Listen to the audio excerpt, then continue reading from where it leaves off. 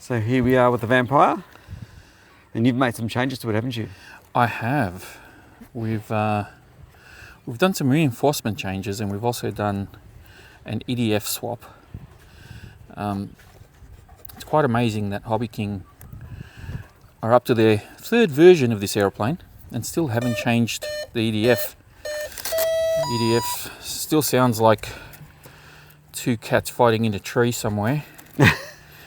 And I'm not a fan of it. So what EDF's in this at the moment? 'Cause this sounds really good. So it's gone from a 5-blade 3000 kV 70mm EDF to a 2600 kV 12-blade EDF. It's from QX, a little bit less thrust, but it's a sacrifice that I'm very much willing to make, and my eardrums could not be more thankful. It sounds really, really good. It sounds really good. So let's take her up and I'll show you what it goes like.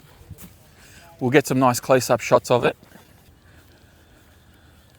But before we actually take flight, I'll show you what I've reinforced as well.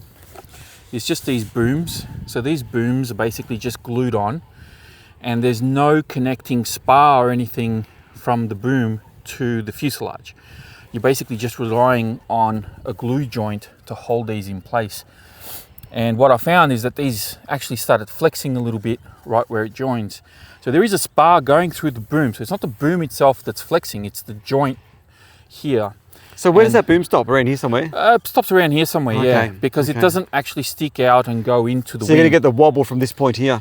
Correct, yeah. Okay. So what I did is I had a square spar from a crashed plane. I don't know specifically where it came from, but it's a 3x3mm square spar. I cut out the foam, used some epoxy to fit it in there, and now it doesn't flex anymore.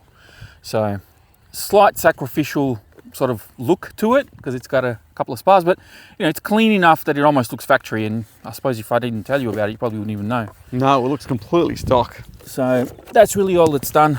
Everything else, landing gear, it's all stock. So I haven't really done any other changes other than the spars and the EDF. Time and start. Throttle on. All right, here we go. Now, this is a small 4S 70mm plane. It doesn't have the best suspension on landing gear. It's going to bob around a little bit when I take off, but once it's in the air, it's quite smooth.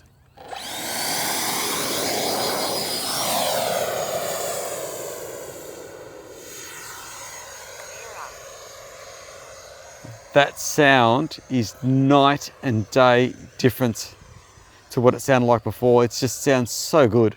So coming down low and fast, straight down the runway.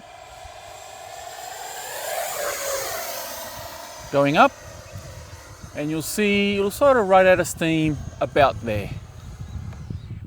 So definitely not unlimited vertical, but more than enough power to zoom around and do whatever it is you want to do. So let's go inverted here, and we'll bring it down for a low inverted pass.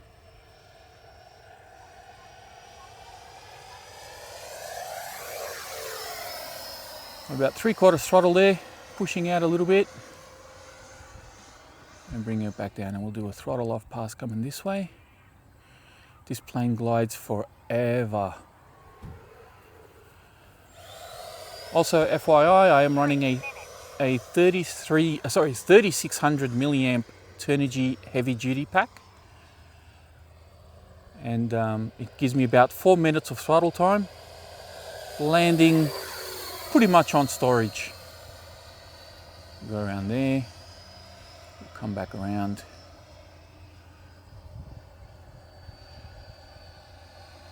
Nice and smooth. I'll drop gear, we'll see if we can do a touch and go. And this is one of the few planes where you can actually come in with no throttle. So I'm going to cut throttle there, I'm at idle. And you'll see just how nice it glides as it comes in. Look at that. That is gorgeous. No throttle. Wow. And now throttle back on again, trying to avoid the tall grass there. We'll do that one more time.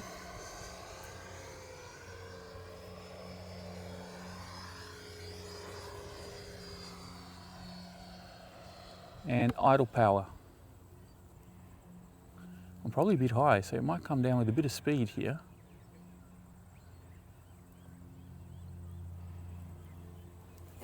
Wow. Up she goes. She does glide forever. 2 minutes. We'll do it one last time. And idle power there.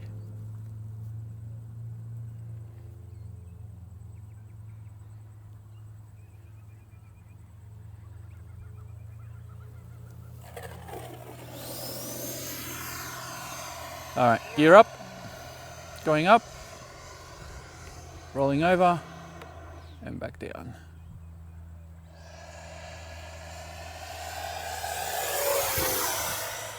All right, I'm gonna come down and then peel away in the middle, okay?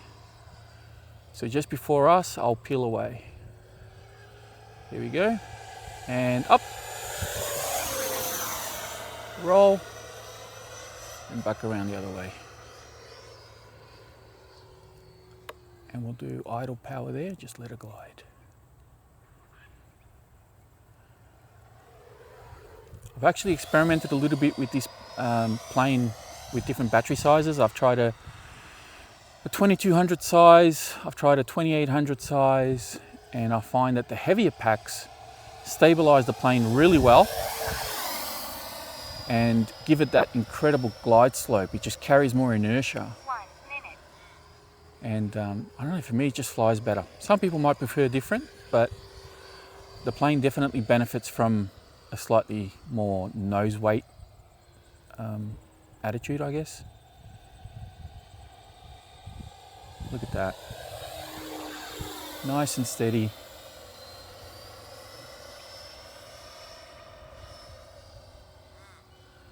I'm going to come real close to us now, Paul. 30 seconds. There you go. Insane. All right, dropping gear and coming in for the last time. All right, idle power there.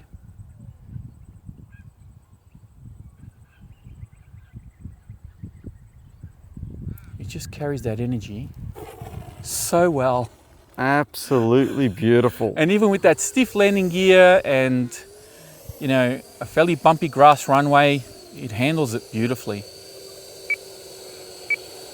It's all very bumpy bump.